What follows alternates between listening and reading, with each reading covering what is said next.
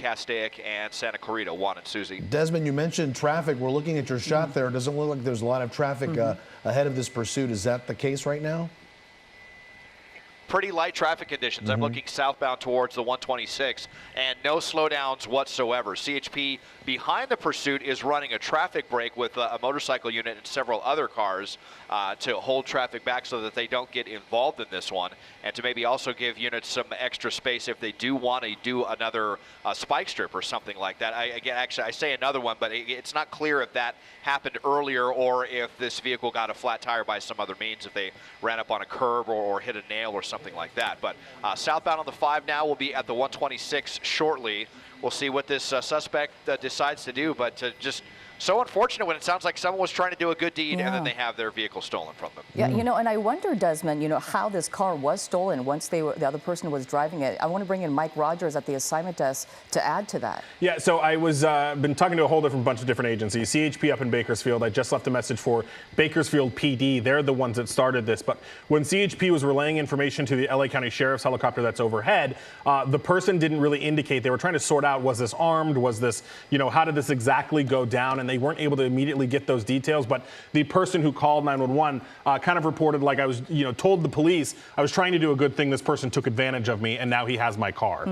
So that's where we're at with this. Now, was it he got out at a gas station and this person jumped into the driver's seat? So far, we haven't heard anything that would lead us to believe this was any kind of armed takeover. Right. Or, I mean, I feel like we would have heard right. Because that would elevate the situation. Sure. That would make it a 215, which is a carjacking. So if the car was taken by fear or force, then it would be a carjacking. If it's just a simple vehicle theft, then the person who owns the vehicle likely was not right in the immediate vicinity of the car when the car was taken. Maybe this person asked the driver, right, to stop at a 7-Eleven or somewhere, get a drink for both of them.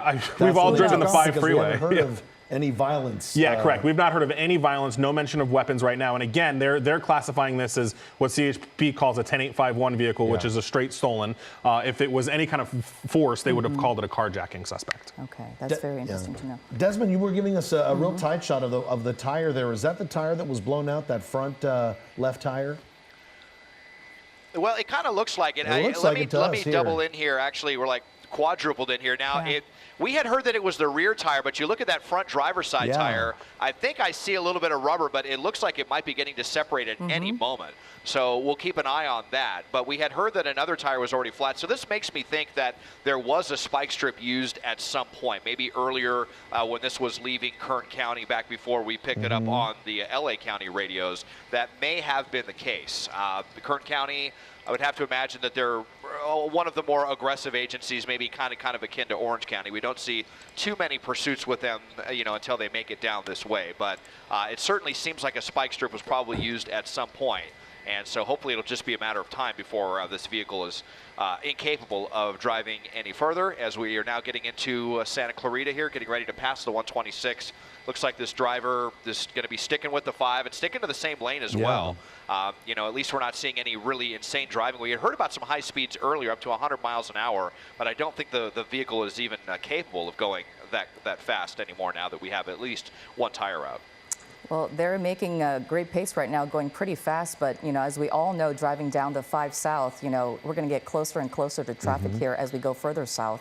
And going downhill, too, right? Is going down the grade. And especially a day after a holiday. You know, we've got a lot of people coming back from their holiday vacation here. And, you know, to Desmond's point about the spike strips, I did hear even LA County, when they were further up in the mountains trying to set something like that up, the radio traffic was a little spotty for us when they were higher up in the mountain there, so it's unclear if they actually made any contact. But it almost appeared, I was listening to some traffic, and it appeared he may have either known or kind of at least had some sort of inkling, because they said for a while he was right up against the rear of a semi, and the airship described it as almost trying to hide behind the semi truck as they came down the 5 freeway. So obviously spike strips only work if there's nobody in front of the suspect vehicle, so it's hard to tell if he had any idea that was happening, or maybe it was a period of time before the LA CHP units were able to get in place and there was nobody behind him, so it's kind of hard to tell. But the sheriff's helicopter that's overhead is, I believe, Air 29, which is the Antelope Valley, the Lancaster-Palmdale helicopter, so they were able to get over the hill and join up with this, which is good because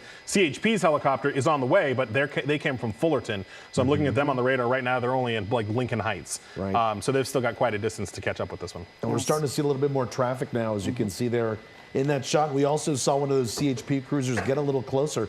I'm really surprised, Susie and Mike, just how steady this driver is keeping that car. If he is with 2 tires possibly blown out, the fact that maybe he's just riding on a rim or on a flat tire, he's keeping it pretty steady there, downhill at a high rate of speed, well, now 55 miles an hour or so, and just staying in that lane. Yeah, and definitely the fact that there's not a lot of traffic around this person, definitely a plus for this person, obviously, because of the fact that they don't have to maneuver, as we often see during pursuits, in and out of traffic and cause more danger to people around. So that's certainly good news this afternoon that there aren't a lot of vehicles out there. But again, as Juan was just talking about, as we heard, head further south, we're going to be, as you can see here, a little heavier. Yep, getting heavier and slowing down a bit. I was just looking at our next traffic maps, and the maps show red basically through Magic Mountain. And then it lightens up a little bit, but not much, all the way down into the Newhall area. So he's definitely going to have to maneuver around some of this traffic, and that's not something we've seen yet in this pursuit, so we'll see how they handle it. Well, look what's happening. That box truck, Mike, looked like it moved over to let the pursuit go by. Here we is go. he going to do Wow. it? Really? Well, look at that. A On pit maneuver the on the freeway. freeway. Such a Wow. rarity. I think That this is was- only the 3rd or 4th one I've ever seen before. Wow. Was wondering if they're going to try. Oh, no. With Now so they're many going cars the wrong around, way here. too. What? Uh-oh. Okay. Now he stopped. The door's open. Hopefully this is it. They're not going to try to get out and run around on the freeway. Let's see what happens here. But another rarity. I was wondering if CHP was going to take the opportunity there with the really slow traffic, and indeed they did to do a pit maneuver here on the southbound 5 near Magic Mountain Parkway. But we've got hands coming up, so this is good. Wow. So I think this is going to be at an end, and let's see if they follow commands. Wow, that was pretty aggressive. No as Desmond shoes. was talking about. No shoes, too. Yeah. I wonder what that's about. But, Desmond, as you were talking about the rarity of this, is not every day we see something like this happen because of the fact that, when they do something like that, like a pit maneuver, they want to make sure there's no cars around, that, they're not going to harm other people. But that was just a perfect pit maneuver, if I may say that. Yeah. Wow. And the FedEx truck was right there. Exactly. That FedEx van was right on the other side. I was very surprised they did that. And man, you got to think that pavement's got to be hot as he gets out of that car without any shoes on. And he may be asked to lay back down on that hot pavement while they approach him there. And we really did see why CHP really is the best when it comes to getting a pursuit in control, and they get the upper hand here. We saw that big box truck, move over to the side. That FedEx truck was there, and yet they took the chance. That was an opportune moment they saw. The supervisor said, yep, go for it, and they did. We don't see this very often, do we, Des? No, not. I can count on one hand how many times I've seen pit maneuvers on the freeway now. I can recall, I believe this is the 4th time now that I've seen it. So, yeah, just a really amazing thing. We saw him coming in, and I was, wondering if it was going to be the 4th time. Indeed, it was. Perfectly executed there. Was, kind of nerve-wrackingly close to that FedEx truck, like Mike was saying. But everything worked out. And, they were also dealing with a flat tire, which was another factor. How's the vehicle going to behave if we do spin it around? But everything worked so perfectly now.